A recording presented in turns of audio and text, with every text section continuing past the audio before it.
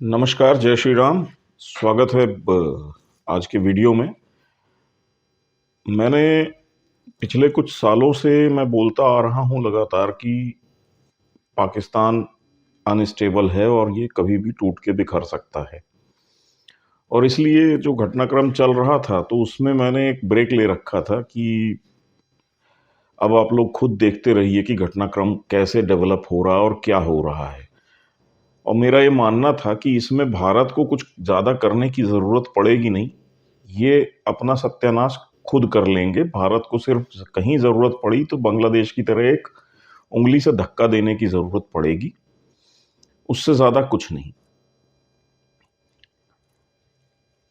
उस पाकिस्तान के बारे में अभी बात करेंगे, उससे पहले हम लोग बात कर लेते हैं कतर का, क्योंकि हमारे 8 नौसैनिक नौसेना के अधिकारी, और वो भी राष्ट्रपति मेडल आदि से सम्मानित बहुत एमिनेंट अधिकारी थे, जो रिटायरमेंट के बाद कतर में एक जॉब कर रहे थे और उनको एक गलत तरीके से फंसा दिया गया।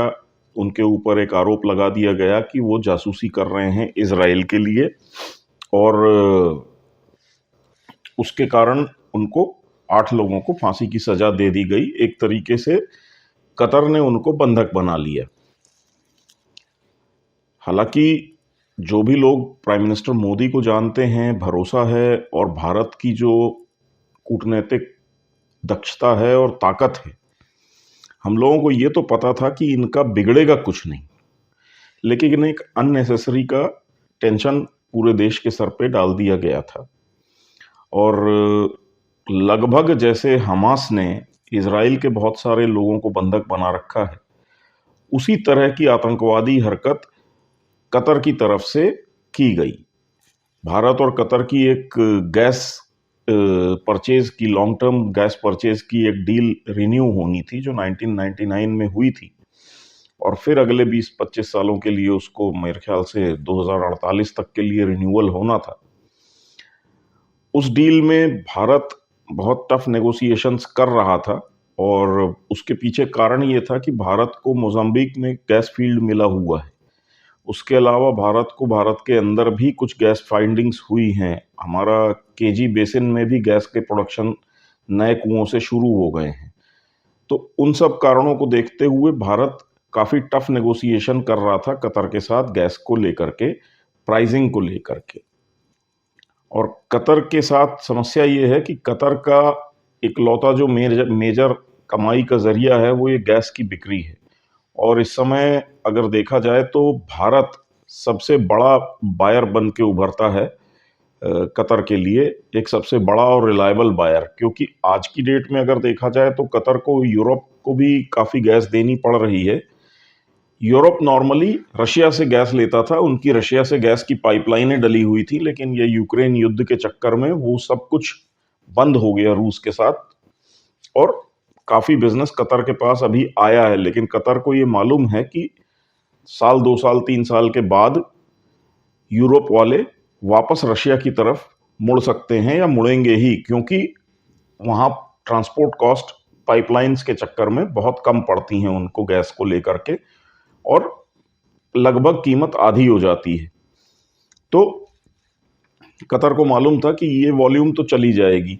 ऐसे ही अगर चीन की बात करें तो चीन एक बड़ा बायर है ज़रूर गैस का, लेकिन चीन भी रशिया से क्योंकि जुड़ा हुआ है, और रशिया के साथ उनकी भी कुछ पाइपलाइंस वगैरह हैं, तो उनका भी ऐसा है कि वो चाइना रशिया पाइपलाइन के थ्रू गैस का ट्रांजैक्शन ज़्यादा करेंगे। तो भविष्य में चाइना से भी इनकी बहुत ज़्यादा उम्मीद बन नहीं रही थी। ऐसे में भारत जो है, इसकी समस्या ये थी कि ईरान के साथ हम गैस ले सकते हैं पाइपलाइन के थ्रू, लेकिन बीच में पड़ता है पाकिस्तान, और पाकिस्तान ने तेहरान पाकिस्तान इंडिया जो एक पाइपलाइन होनी थी, उस पाइपलाइन का काम नहीं किया है, और उस कारण से भारत और ईरान के बीच में गैस पाइपलाइन कंप्लीट नहीं हो पा रही है।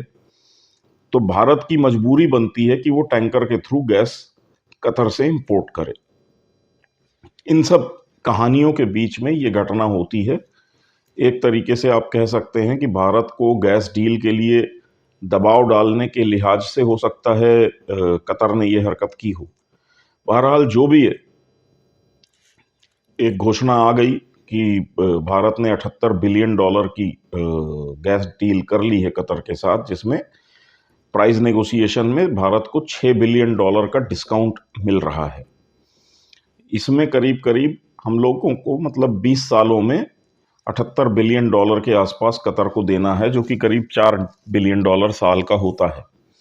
और उस लिहाज से देखा जाए तो करीब 1.5 साल की गैस हमको फ्री मिल रही है। हो सकता है कि भारत ये $6 बिलियन का जो डिस्काउंट है, इसको 10 या $12 बिलियन या $15 बिलियन का डिस्काउंट मांग रहा हो कतर से, और ये वहां पे खेल किया गया है। इस खेल के पीछे अगर देखा जाए तो पाकिस्तानियों का भी एक हाथ दिखाई देता है, क्योंकि कतर के अंदर, कतर की नेवी और आर्मी के अंदर बहुत सारे पाकिस्तान की आर्मी और नेवी के एक्स ऑफिसर्स नौकरी कर रहे हैं। ये सारे ऑफिसर्स क्योंकि पाकिस्तान आर्मी से बिलोंग करते हैं, तो इनका आईएसआई से और पाकिस्तान की सीक्रेट सर्विसेज वगैरह मिलिट्री इंटेलिजेंस से काफ़ी अच्छे संबंध और रिलेशंस हैं। अब पाकिस्तान भारत को घेरे में खड़ा करने के लिए कुलभूषण यादव का एक मामला जो है वो उठाने की कोशिश करता रहता है, लेकिन इंटरनेशनल कम्युनिटी के सामने आज तक पाकिस्तान कुलभूषण जाधव के केस को साबित नहीं कर पाया है। ऐसे में पाकिस्तान की तरफ से ये कोशिश की जा सकती है कि वो कतर में भी सेम वैसे ही कुछ नेवी ऑफिसर्स, क्योंकि कुलभूषण जाधव भी नेवी ऑफिसर थे, तो नेवी ऑफिसर्स को कतर में जासूसी के ही आरोप में फंसवा करके दुनिया के सामने ये साबित करने की कोशिश कर रहा है कि भारत की तो जी आदत है, भारत के नेवी वाले तो जासूसी करते ही हैं, देखो हमने भी एक को पकड़ा था, आज कतर में भी पकड़े गए हैं। तो ये इस टाइप की एक स्थिति पैदा करने की कोशिश ये पाकिस्तान की तरफ से की गई हो, ये भी संभावनाएं पूरी पूरी बनती। बहरहाल भारत की डिप्लोमेसी काम आई है, भारत का जो एक गैस डील होनी थी वो काम आई है, और हमारे सारे के सारे नागरिक जो हैं वो सुरक्षित वापस बाहर आ गए हैं। तो ये एक कूटनीतिक जीत है नरेंद्र मोदी के लिए, और इसके लिए उनकी सरकार को, विदेश मंत्री एस जयशंकर को, एनएसए अजीत डोवाल को बहुत शुभकामनाएं, क्योंकि इन सब ने 24 घंटे बहुत काम किया है इस काम के ऊपर, इन लोगों की ज़िंदगी बचाने को लेकर के, और सक्सेसफुल हो गए हैं। दूसरी एक पॉजिटिव न्यूज़ भारत के लिए आई है कि EFTA करके एक यूरोपियन कुछ कंट्रीज़ हैं, जो स्विट्ज़रलैंड उनकी लीडरशिप करता है एक तरीके से, बाकी नॉर्वे और बाकी कुछ कंट्रीज़ हैं उस ब्लॉक की, तो इन लोगों ने अलग से एक फ्री ट्रेड एग्रीमेंट किया है, क्योंकि ये EU के बाहर हैं। तो इन लोगों ने भारत के साथ एक फ्री ट्रेड एग्रीमेंट फाइनल किया है, जिसका नेगोशिएशन भी 16 साल से लगातार चल रहा था और वो फाइनलाइज नहीं हो पा रहा था। तो वो फ्री ट्रेड एग्रीमेंट भी फाइनलाइज हो गया है, और इसके साथ इन कंट्रीज ने अपने यहाँ से $100 बिलियन का इन्वेस्टमेंट भारत लाने की बात की है। तो एक बहुत बड़ा इन्वेस्टमेंट, लगभग 8 लाख करोड़ रुपए का अगले कुछ सालों में ये भारत में करेंगे, जिसमें कि एग्रीकल्चर सेक्टर और बहुत सारा फूड प्रोसेसिंग और दूसरी चीज़ों पे इन लोगों का बड़ा इन्वेस्टमेंट आएगा। और इससे एक्सपेक्टेड है कि भारत के अंदर 10 लाख नई जॉब्स क्रिएट होंगी।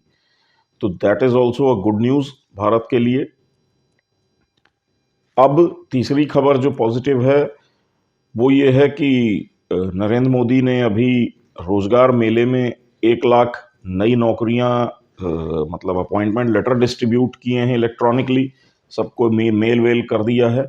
और मोदी जी ने ये एक अनाउंसमेंट किया है कि अब हम लोगों ने जो रिक्रूटमेंट प्रोसेस है उसको पूरी तरीके से डिजिटलाइज और ट्रांसपेरेंट कर दिया है। अब उसमें भ्रष्टाचार की गुंजाइश बहुत कम है। तो ये भी एक अच्छी खबर है और एक अच्छा अचीवमेंट है भारत के लिए। और नरेंद्र मोदी दुबई पहुंच चुके हैं। 2 दिन का उनका दौरा है UAE का, जिसमें कल उनको आबू धाबी के अंदर एक भव्य मंदिर का उद्घाटन करना है, जिसका कि शिलान्यास मेरे ख्याल से 2019 में किया गया था। और अबू धाबी की सरकार ने इस मंदिर के लिए सामने से आगे बढ़ के खुद ज़मीन ऑफ़र की थी और उस ज़मीन की जो लीज़ है, उसको इस तरीके से लिखा गया है कि जब तक सूरज उगता रहेगा और चमकता रहेगा, तब तक ये ज़मीन इस मंदिर की रहेगी। तो ये अपने आप में एक यूनिक लीज़ डीड एग्ज़ीक्यूट की है अबू धाबी ने और बहुत भव्य मंदिर बन गया है। अबू धाबी के लोग खुद उसको देख कर के, उसकी दिव्यता को देख कर के दंग हैं और कल से वहाँ पे लगातार बारिश हो रही है। तो हम लोगों के यहाँ तो किसी शुभ अवसर के पहले अगर बारिश होती है तो उसको बहुत शुभ माना जाता है और अबू धाबी के लोग खुद इस चीज़ को देख कर के अचंभित हैं कि रेगिस्तान के अंदर जहाँ बारिश होती ही नहीं है, वहाँ मंदिर का इनॉग्रेशन होना है और जहाँ मंदिर बना है दूर दूर तक रेगिस्तान है चारों तरफ और वहाँ पे बारिश हो रही है। इस मंदिर से जुड़ी हुई एक और खासियत ये है कि जैसे ही ज़मीन का लोकेशन वगैरह हुआ तो डिज़ाइनिंग और प्लानिंग शुरू की गई और जब डिज़ाइनिंग प्लानिंग शुरू की गई तो इन लोगों का टेक्निकल असेसमेंट ये था कि काफ़ी गहरा, करीब 40-50 फुट 60 फुट गहरा पूरा एक फाउंडेशन के लिए गड्ढा टाइप का खोदना पड़ेगा और पूरा कंक्रीट से भरना पड़ेगा, बेस बनाना पड़ेगा बहुत बड़ा, क्योंकि नीचे पूरी सैंड है। तो करोड़ों रुपए का बजट उस फाउंडेशन के लिए था कि जिसके ऊपर फिर मंदिर हम बनाएंगे, क्योंकि मंदिरों की आजकल जो प्लानिंग होती है वो इस तरीके से की जाती है कि इसकी लाइफ कम से कम 1000 साल हो। अब 1000 साल में अर्थक्वेक, भूकंप और बाकी सारी चीज़ों को काउंट किया जाता है, ध्यान में रखा जाता है।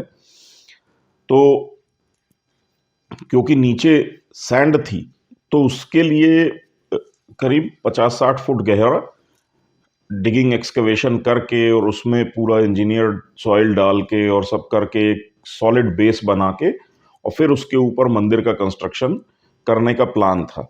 वैसे अयोध्या में भी ऑलमोस्ट इसी तरीके से मंदिर का निर्माण किया गया है, क्योंकि अयोध्या की मिट्टी भी सरयू के किनारे की मिट्टी है और वो भी सॉफ्ट है और बहुत बड़ा हैवी पत्थरों का अगर मंदिर स्ट्रक्चर खड़ा कर दिया जाएगा तो वो धीरे धीरे धीरे धीरे सिंक हो सकता है, दब सकता है, उसका वजन के कारण वो मिट्टी को दबाता हुआ नीचे जा सकता है। ये एक प्रॉब्लम होती है, प्लस ये लूज मिट्टी होती है, कभी कोई अर्थक्वेक आ गया तो इसमें वो अर्थक्वेक लूज मिट्टी के अंदर बहुत तेजी से ट्रैवल करता है, तो इसलिए एक मजबूत फाउंडेशन बेस चाहिए होता है। तो 40-50 फुट गहरी एक्सकवेशन करके बहुत सारी ट्रीटमेंट्स वगैरह करके और फिर एक फाउंडेशन बनाई जाती है और उसके ऊपर मंदिर को बिल्ड किया जाता है।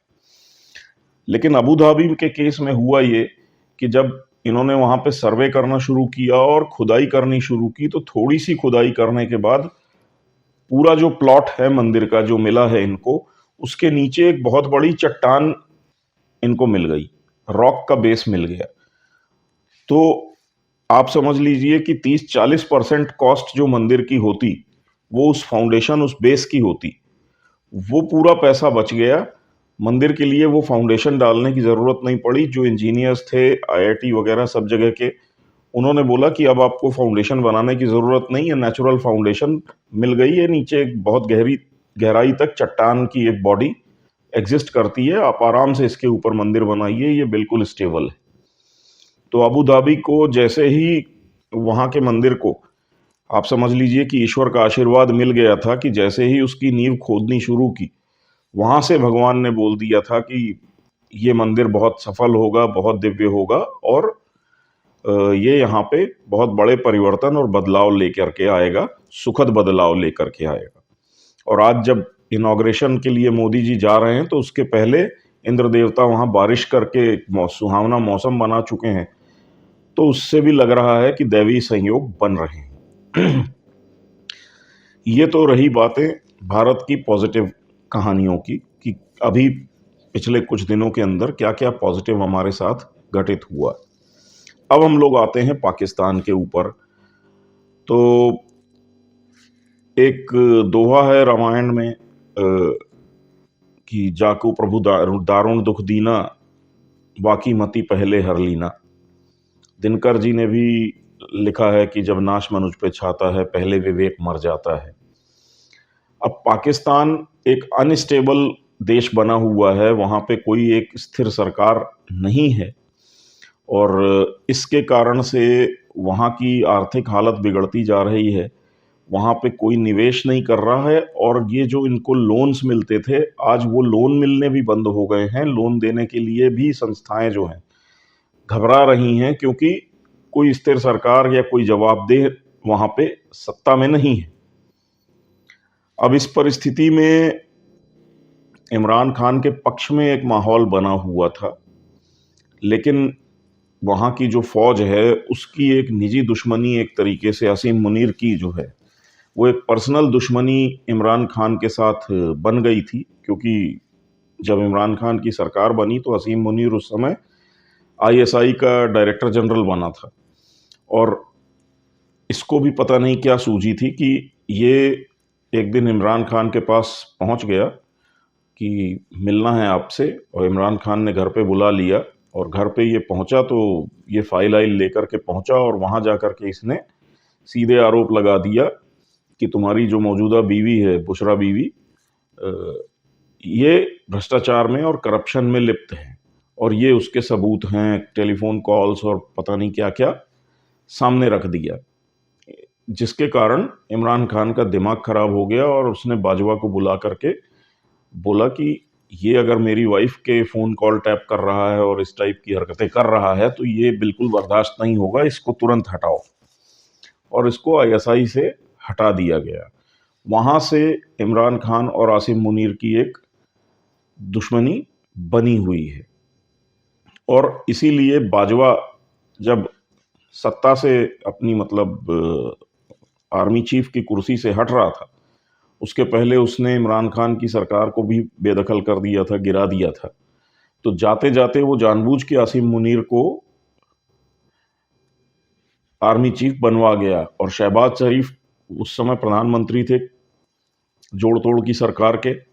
शहबाज शरीफ को भी मालूम था कि आसिम मुनीर का 36 का आंकड़ा है इमरान के साथ, तो उन्होंने भी एग्री किया कि इसी को बना दो आर्मी चीफ, क्योंकि अगले चुनावों में कुछ भी हो जाए ये इमरान को सत्ता में आने नहीं देगा। अब जो मैंने आपको बोला कि बुद्धि कहाँ खराब है, बुद्धि सबकी खराब है पाकिस्तान में, क्योंकि बर्बादी सर पे नाच रही है इनके। तो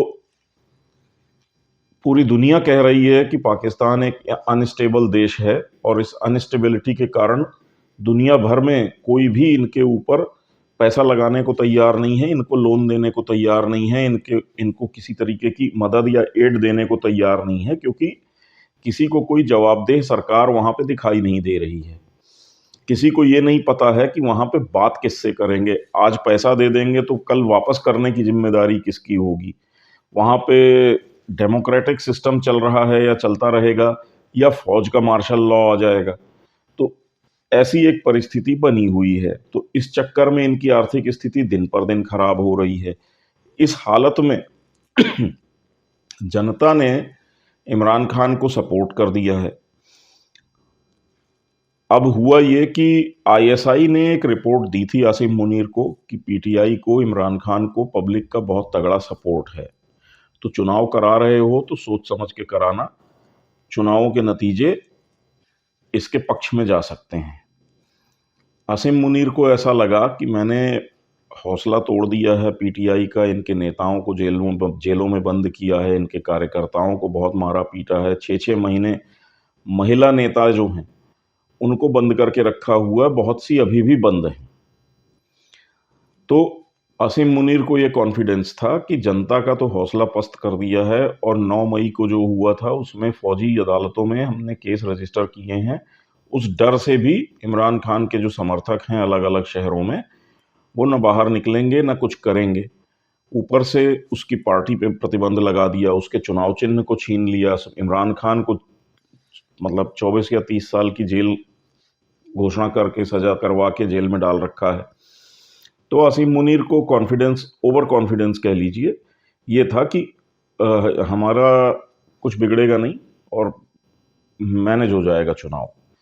अब वहाँ होता क्या है पाकिस्तान के अंदर कि करीब 7 से लेके 11% तक का वोट वो आर्मी मैनेज कर लेती है, जिसको चाहती है उसको डल जाता है। आर्मी टारगेट करती है कि 35 से 40% के अंदर वोटिंग हो। अब 40% की अगर वोटिंग होगी, मतलब 100 में से 4 ही लोग वोट दे रहे हैं, और उसमें से एक वोट करीब करीब आर्मी अपना फिक्स करके बैठी है, बचे हुए 3 वोट। अब ये 3 वोट, एक एक वोट अगर तीनों पार्टियों को चले जाते हैं सपोज, तो आर्मी का 10% जिसके साथ जाएगा वो जीत जाएगा चुनाव में। ये उस कैलकुलेशन से चल रहे थे, और वहां पे जो वोटिंग हो गई वो कहीं कहीं पे 70% तक हो गई। तो इनका पूरा कैलकुलेशन फेल हो गया पाकिस्तान आर्मी का। उस चक्कर में हुआ ये है कि इमरान खान के बहुत अच्छा, सारे इमरान खान के लोग, क्योंकि पार्टी पे प्रतिबंध लग गया, चुनाव चिन्ह इनका छिन गया था, सब कुछ था, तो ये लोग निर्दलीय के रूप में लड़े थे। अब आज सबसे ज्यादा निर्दलीय जीत करके आ गए हैं वहां पे, 100 के ऊपर अभी तक जो खबरें आ रही हैं निर्दलीय हैं। अगर आर्मी ये छेड़खानी नहीं करती तो जनता ने चुपचाप एक पूर्ण बहुमत की इमरान खान की सरकार को इलेक्ट कर देना था। वो नालायक है, नकारा है, जो भी है, लेकिन एक फुल मेजॉरिटी की सरकार आ जाती तो देश की थोड़ी सी स्थिति संभल जाती, सुधर जाती, इंटरनेशनल कम्युनिटी के सामने भी ये देश खड़ा होने लायक होता, एक मजबूत सरकार के साथ खड़ा होता, एक मजबूत प्राइम मिनिस्टर के साथ खड़ा होता। तो इनको सपोर्ट करने वाले जो देश हैं, अमेरिका हो गया, चाइना हो गया, या मिडिल ईस्ट के अरब कंट्रीज हो गई, उनको भी थोड़ा कॉन्फिडेंस आता कि एक मजबूत गवर्नमेंट है, 5 साल चलेगी, इनको हम सपोर्ट कर सकते हैं। आसिम मुनीर ने वो अच्छा भला जो एक फुल मेजॉरिटी की सरकार आ सकती थी, उसको सत्यानाश करके आज ऐसा इलेक्शन रिजल्ट आ गया है कि आज 8 तारीख से आज 4 दिन हो गए हैं, अभी तक किसी को ये नहीं समझ में आ रहा है कि जीता कौन है, सरकार किसकी बनेगी। और अब स्थिति ये है कि नवाज शरीफ पीछे भाग रहे हैं कि भैया हमें नहीं बनना प्राइम मिनिस्टर, क्योंकि अब स्थिति ये है कि पाकिस्तान की हालत बिल्कुल खत्म टाइप की है। आप समझिए कि चुनाव के पहले जो उस समय का वहां का फाइनेंस मिनिस्टर था, उसका ये कहना था कि हमारे पास 45 दिन का फॉरेन एक्सचेंज रिजर्व बचा हुआ है, $8 बिलियन के नीचे है, 45 दिन के बाद हम लोग देश चलाने की स्थिति में नहीं है। पाकिस्तान के पूर्व अर्थशास्त्री हैं, इंग्लैंड में रहते हैं, लंदन में, और बहुत रेप्यूटेड अर्थशास्त्री हैं। उनका ये कहना है कि टेक्निकली पाकिस्तान बैंकरप्ट हो चुका है, कंगाल हो चुका है। पाकिस्तान के पास किसी तरीके की कोई इनकम नहीं है, कोई पैसा नहीं है, जो भी रेमिटेंस और बाकी कुछ आता है, जहां से भी जुगाड़ होता है, उससे ये अपने कर्जों के ब्याज वाज देने के बाद इनके पास चाहे प्यून हो चाहे फौज का सैनिक हो, किसी की सैलरी देने के लिए भी पैसा नहीं है। पाकिस्तान की ये स्थिति आज की डेट में बन चुकी है। और ऐसे में अब एक लूली लंगड़ी सरकार आके बैठ जाए, एक कौन इसका प्राइम मिनिस्टर बनेगा जो 10 लोगों के दबाव झेल करके किस मुंह से दुनिया के सामने जाके खड़ा होगा और क्या मांगेगा। तो इसलिए नवाज शरीफ भी अब कतरा रहे हैं सरकार बनाने से, उधर जरदारी भी कतरा रहे हैं, और इमरान खान की जो पार्टी है उन लोगों को भी समझ में नहीं आ रहा है कि करें तो करें क्या। तो एक अजीबोगरीब स्थिति में, मतलब जहां ये बच सकते थे, एक मजबूत सरकार आ जाती, भले इमरान खान की आ जाती, भले उसको छोड़ना पड़ता, भले ही वो थोड़ा सा बैंड बजाता आसिम मुनीर की और आर्मी की, लेकिन पाकिस्तान संभल सकता था। अब स्थिति ये है कि खैबर पख्तूनख्वा, पठानों का एरिया, बलूचिस्तान, सब जगह अंधाधुंध प्रदर्शन चल रहे हैं, दंगे चल रहे हैं, इन चुनावों के नतीजों को लेकर के गोलियां चल रही हैं खुलेआम सड़कों पे। और क्योंकि इन इलाकों में, खासतौर से खैबर पख्तूनख्वा पठान वाला जो एरिया है, पठानों वाला, वहां पे इमरान खान को बहुत भरपूर समर्थन है। वहां की 80% सीटें इनकी पार्टी ने जीती हैं, या इनके लोगों ने जीती हैं, पार्टी तो नहीं थी। और तालिबान का सपोर्ट पूरा इमरान खान को है, तहरीक तालिबान का सपोर्ट इमरान खान को है। और खैबर पख्तूनख्वा में तो भयानक हिंसा और सब कुछ शुरू हो चुका है। पंजाब में भी अच्छा खासा सीटें इमरान खान के समर्थित उम्मीदवारों ने जीती हैं और वहाँ भी कई जगहों पे झड़प और तनाव शुरू हो चुका है। सबसे बड़ी बात यह है कि इन चुनावों में पाकिस्तान आर्मी के खिलाफ एक तरीके से पाकिस्तान की जनता ने इमरान खान को वोट दिया है, क्योंकि सबको दिख रहा था कि आर्मी पाकिस्तान में इमरान खान को मिटा देने के लिए आमादा है और उसको टारगेट कर रही है। बावजूद उसके लोगों ने भरपूर वोट इमरान खान को दिया है। रिकॉर्ड टर्नआउट हुआ है पाकिस्तान में इस बार। 70% का वोटिंग करीब करीब कई जगहों पे हुई है, या कई जगहों पे उससे भी ज़्यादा हुई है। जैसे नवाज शरीफ जहाँ से जीते हैं, उनके यहाँ शायद उनकी सीट पे 1,23,000 कुछ वोट रजिस्टर्ड हैं, और उन जो टोटल वोट पड़े हैं या वो पड़े हैं 1,24,000। तो 100% के ऊपर की वोटिंग आ गई है, तो उस हिसाब से धांधली भी हुई है, सब कुछ हुआ है। तो बड़ी अजीबोगरीब सी हालत बन गई है पाकिस्तान की। तो चुनाव के बाद जो पाकिस्तान ये उम्मीद कर रहा था कि हम लोगों की एक अनसर्टेन वाली जो हालत है, जो अंतर्राष्ट्रीय सारी फंडिंग अंडिंग रुकी हुई है चुनावों के चक्कर में, कि नई सरकार आएगी तो उसके बाद बातचीत शुरू होगी आईएमएफ वगैरह सबसे, और लोन की किस्त वगैरह मिलनी शुरू होगी और धीरे धीरे अर्थव्यवस्था पटरी पे आएगी। तो बड़ी उम्मीदों के साथ पाकिस्तानी इस चुनाव में गए थे। वो सारी की सारी उम्मीदें बुरी तरह से बर्बाद और सत्यानाश हो गई हैं। अब किसी को कुछ समझ में नहीं आ रहा कि पाकिस्तान का क्या भविष्य है। और यहाँ से जैसा मैंने आपको बोला कि आर्थिक स्थिति इनकी ऐसी है कि जो उनके अर्थशास्त्री हैं बता चुके हैं, सैलरी देने को सरकार के पास पैसा नहीं है, अपने बिल्स देने को पैसा नहीं है, किस्तें देने को पैसा नहीं है। $8 बिलियन इनके इंपोर्ट्स वगैरह के लिए 45 दिन का इनके पास पैसा बचा हुआ है, जो तेल वेल और बाकी राशन पानी ये सब इंपोर्ट करते हैं। तो 45 दिन का पैसा बचा हुआ है, और नया जब तक सरकार नहीं आती, नया इनको कुछ मिलने वाला नहीं है। 12 मार्च या शायद अप्रैल 12 मार्च आईएमएफ की इनको एक किस्त मिलनी थी 12 मार्च को 2024 में, और उसके लिए आईएमएफ की टीम आने वाली थी इनके यहाँ नेगोशिएशंस के लिए। उम्मीदें ये थी कि तब तक में नई सरकार बन जाएगी और आईएमएफ उनके वित्त मंत्री और बाकी लोगों के साथ नेगोशिएट करके और 700 मिलियन डॉलर की, या 700 बिलियन डॉलर कितना, 700 मिलियन डॉलर, 700 मिलियन डॉलर की एक किस्त रिलीज कर देगा। और पाकिस्तान को उम्मीद थी कि वो 700 आ जाएगा तो फिर हम दूसरे देशों से और वर्ल्ड बैंक से और पैसा ले लेंगे। क्योंकि देखिए आईएमएफ का पैसा जो है वो एक तरीके से गारंटी टाइप का होता है, क्योंकि आईएमएफ बहुत ठोंक बजा करके और बहुत सारी शर्तें और कंडीशन लगा करके और पूरे सिस्टम्स को कंट्रोल में लेके, टाइट करके, टैक्स वैक्स हर चीज़ को अपने कंट्रोल में लेकर के, रिजर्व बैंक, स्टेट बैंक, हर जगह अपने लोगों को बिठाने के बाद पैसा इशू करता है। तो आईएमएफ ने अगर पैसा दिया तो वो एक तरीके से गारंटी हो जाता है कि इस कंट्री से पैसे की रिकवरी हो जाएगी, क्योंकि आईएमएफ उस रिकवरी की व्यवस्था कर देता है। पाकिस्तान के अंदर भी जो पाकिस्तान स्टेट बैंक है, पाकिस्तान का जो रिजर्व बैंक है, मेरे ख्याल से पाकिस्तान स्टेट बैंक ही रिजर्व बैंक है वहाँ पे, तो उसका जो गवर्नर है, ऐसे बहुत सारे जो की अपॉइंटमेंट्स हैं उस पे आईएमएफ ने अपने लोगों को, हैं पाकिस्तानी लेकिन वो पहले आईएमएफ के लिए जॉब करते थे, सर्विस करते थे विदेशों में, उनको वहां से भेजा हुआ है और पाकिस्तान में अपॉइंट करवाया हुआ है। और ये जैसे स्टेट बैंक गवर्नर है वो आईएमएफ का आदमी है, और वो कई बार पाकिस्तान गवर्नमेंट को या पाकिस्तान आर्मी को मना कर देता है कि ये पेमेंट आपकी अलाउ नहीं की जा सकती।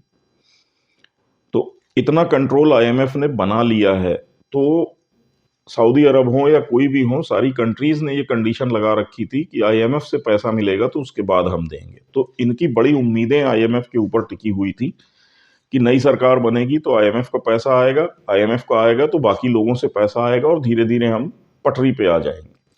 वो इन्होंने अपनी रेलगाड़ी खुद लात मार के पटरी से उतार दी है।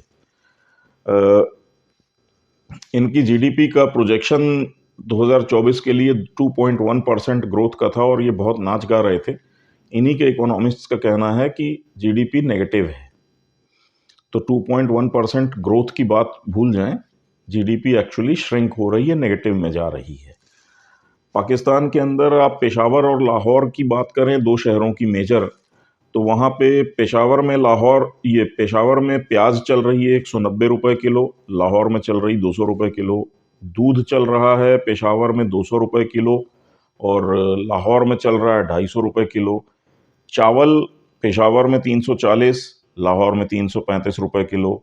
दाल 320 रुपए किलो है दोनों जगह। चिकन की बात करें 475 रुपए किलो पेशावर में, 450 रुपए किलो लाहौर में। शक्कर की बात करें तो 145 रुपए किलो पेशावर में, 140 रुपए किलो लाहौर में।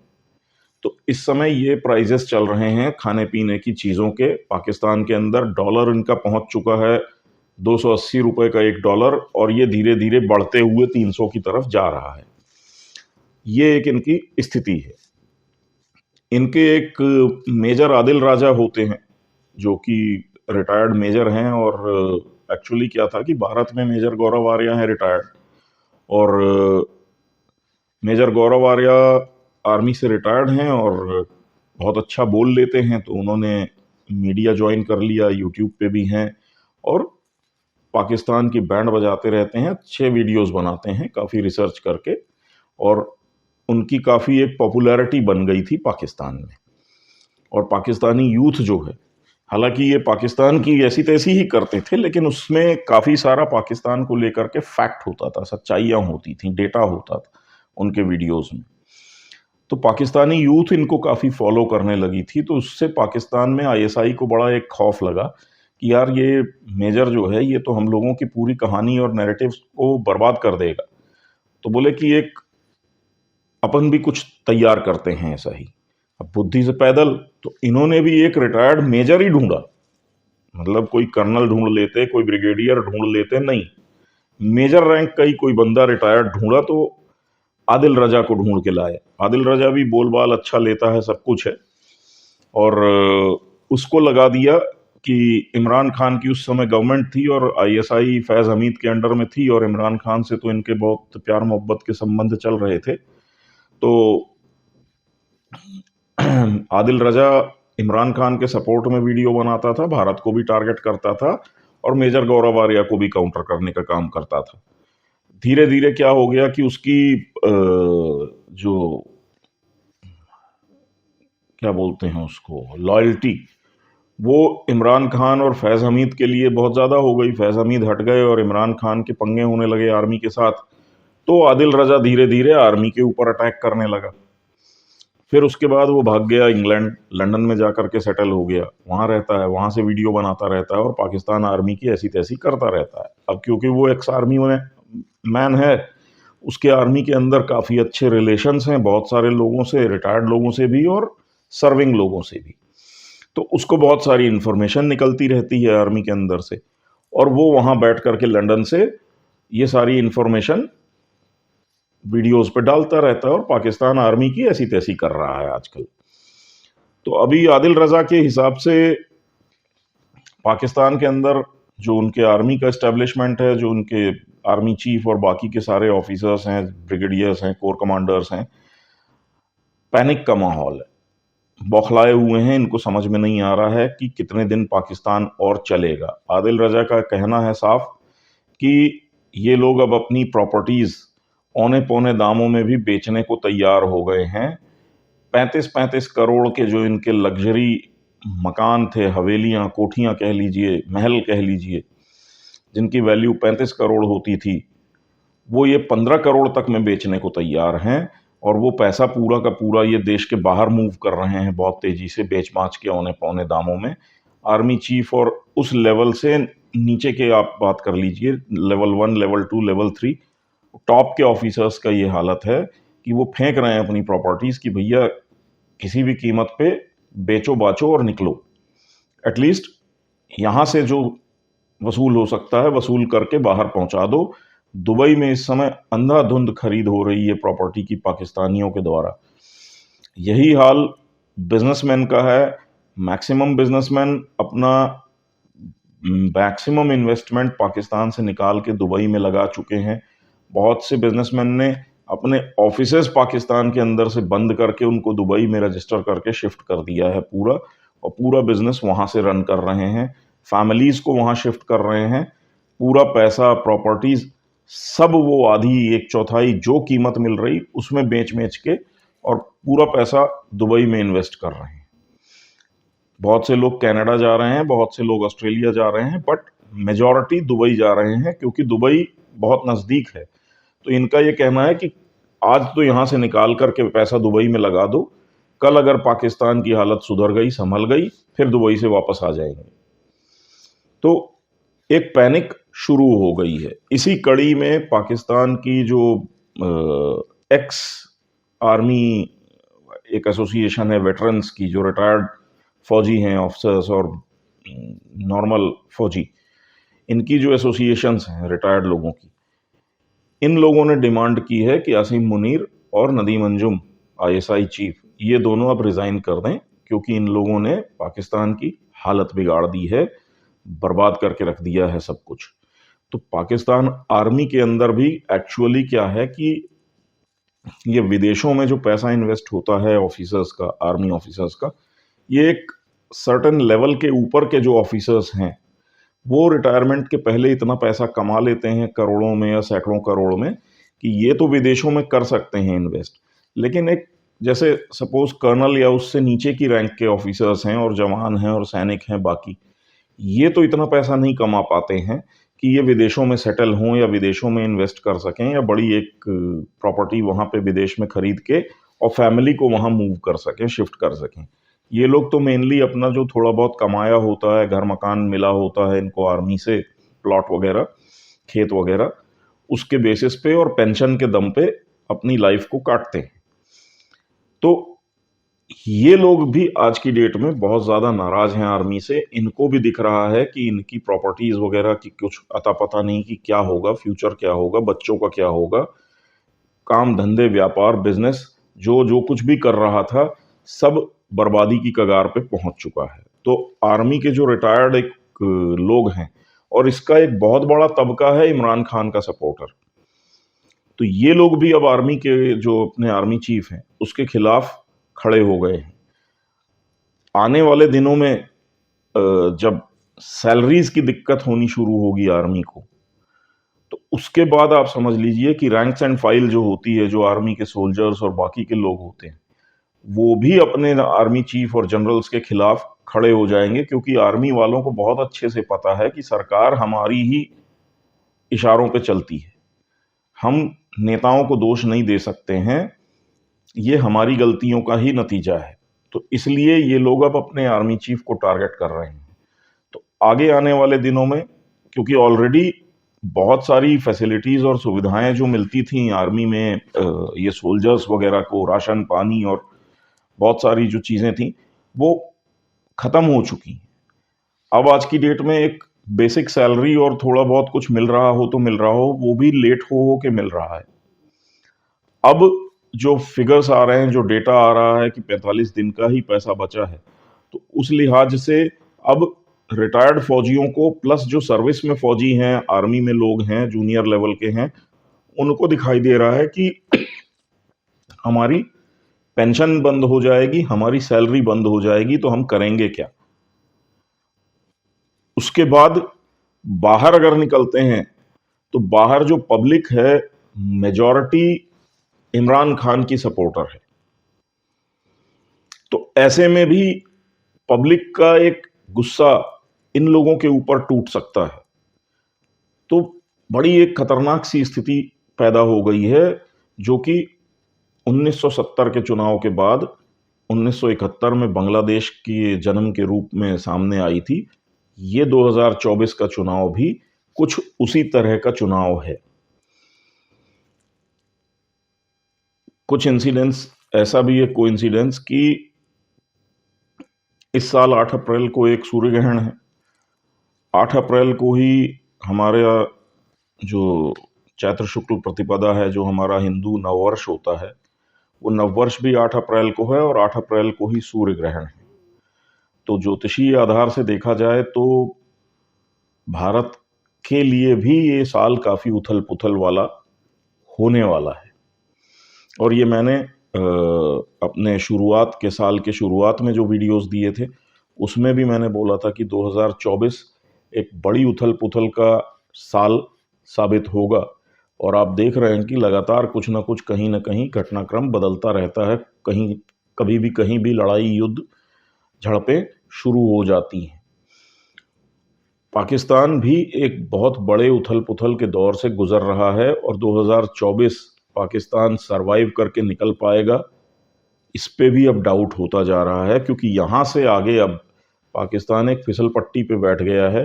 वो कहाँ फिसलता हुआ निकल जाएगा, किस तेज़ी से जाएगा, अब ये देखने वाली बात है। तो देखते हैं आगे होता है क्या। फिलहाल अभी तक भारत के लिए स्थितियां अनुकूल हैं, अच्छी हैं, क्योंकि भारत में एक स्थिर सरकार है और आने वाले चुनावों में भी एक तरीके से जनता ने मूड बना रखा है कि इस सरकार को कंटिन्यू करना है। तो भारत में कम से कम राजनीतिक स्थिरता तो बनी रहेगी। और इस समय दुनिया में जो अस्थिरता है, जो एक बेचैनी और बौखलाहट का माहौल है, आप देखें तो पूरे यूरोप में एक राजनीतिक अस्थिरता है। वहाँ पे लोगों को नहीं पता है कि उनकी सरकार कितने दिन टिकेगी, क्या होगा। चाहे वो इंग्लैंड हो, चाहे जर्मनी हो, फ्रांस हो, सब जगह जो उनके नेता हैं चुनावों में जाने वाले हैं 1 साल के अंदर, 1.5 साल के अंदर, उनको नहीं पता है कि वो दोबारा जीत के आ पाएंगे कि नहीं। ये स्थिति है। ऐसे में भारत का स्थिर रहना एक बहुत अच्छी खबर है, क्योंकि आप देखें तो अमेरिका तक में एक अस्थिर माहौल है। वहाँ पे भी उन लोगों को ये नहीं पता है कि डोनाल्ड ट्रंप आएंगे या कि डेमोक्रेट पार्टी दोबारा सत्ता में आएगी। तो सभी जगह एक पॉलिटिकल अनस्टेबिलिटी है। ऐसे में भारत की स्टेबिलिटी भारत के लिए एक दैवी वरदान है, कृपा है, और ईश्वर करे कि ये स्टेबिलिटी बनी रहे, क्योंकि जो इस उथल-पुथल के माहौल में जो देश स्थिर रहेगा, वो देश बहुत तेजी से और बहुत ऊपर तक प्रगति कर जाएगा, क्योंकि ज़्यादातर देश नीचे की तरफ गिरने वाली दिशा में चल पड़े हैं। तो नमस्कार, जय श्री राम, धन्यवाद।